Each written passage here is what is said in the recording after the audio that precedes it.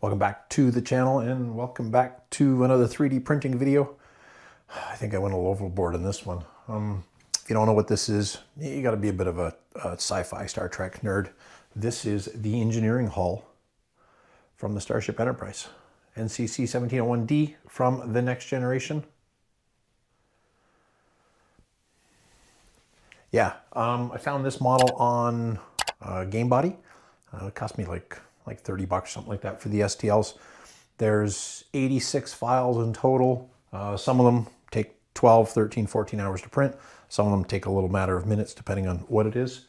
I'm gonna kind of break this down into probably 4 sections, and I'm gonna try and keep these videos short, under 5 minutes, because there's a lot of stuff I can show you, but I don't need to bore you. Maybe I'll do a longer in-depth after I'm done, break it all down for those people who are really curious.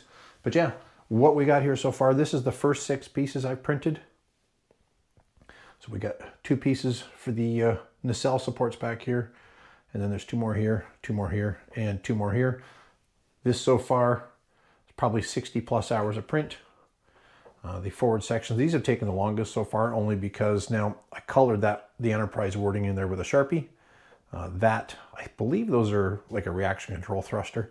That I did paint in the Bambu software, so it printed in the gold. I initially had the Enterprise wording painted or printed in black as well. However, because it was so small, there was a ton of filament changes, and that's the first one I did. And it turned out good, but I didn't have the layer line setting right, so I had to go back in.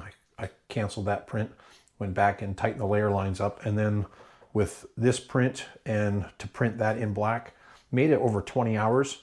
So as soon as I took that back to just gray and left that in the gold, it took that down to about a 12-hour print for each side. Now you might be asking about the gray color. From what I can find online, the color of the ship was actually meant to be a bluish gray, and that's what this is. This is just Bambu Basic PLA blue gray. Now there's a split line down the middle, and I'll pull it apart here in a minute and show you. But as you can see, it's got a little hole there and a couple back here. There's actually wire channels inside of the model, so you can run wire through, and that's exactly what I'm going to do. I got some wire, put some LEDs here to put the marker lights, and all the windows, well, not all the windows, half the windows are actually pass-through and half are solid, so I can light the interior with like a bluish LED or soft white to give the lighting look through it. So let me pull it apart and I'll show you what the internals look like so far. So this is the first half. So you can see we've got these little pins. It's kind of what they look like, just a little rectangular pin. They slide into those holes and match up on the other side. That's how it sticks together. Now the rear section, I have glued the pins in place here and again on this side as well.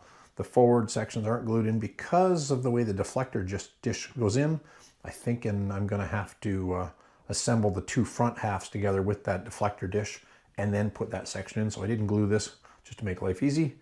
And as you can see, there's one of those wire channels right there that's cut into the model.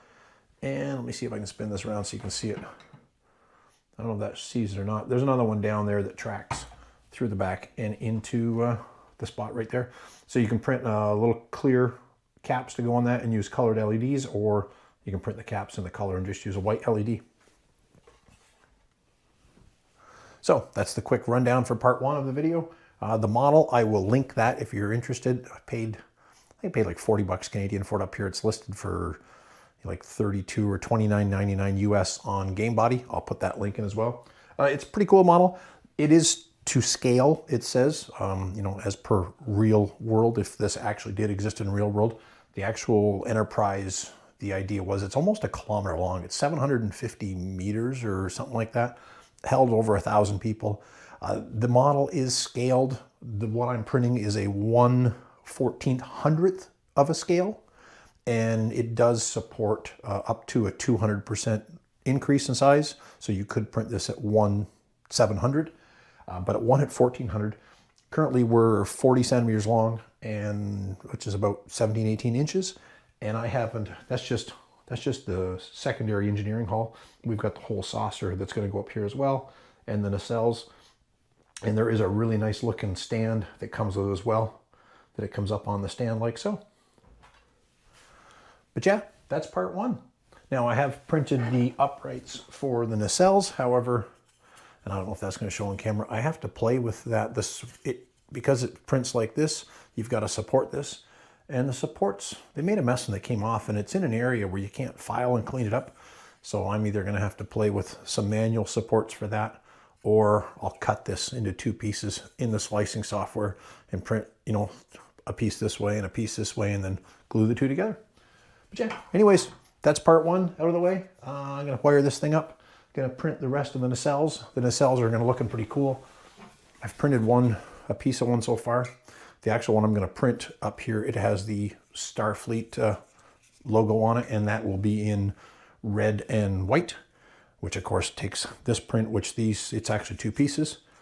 Initially, these 2 pieces took about 3 hours to print this. To colorize everything and to print 2 full nacelles, it's like it's like a day and 8 hours or something like that. So that's going to be a long print. So maybe next weekend we'll get that one out. Anyways, thanks for watching. See you later.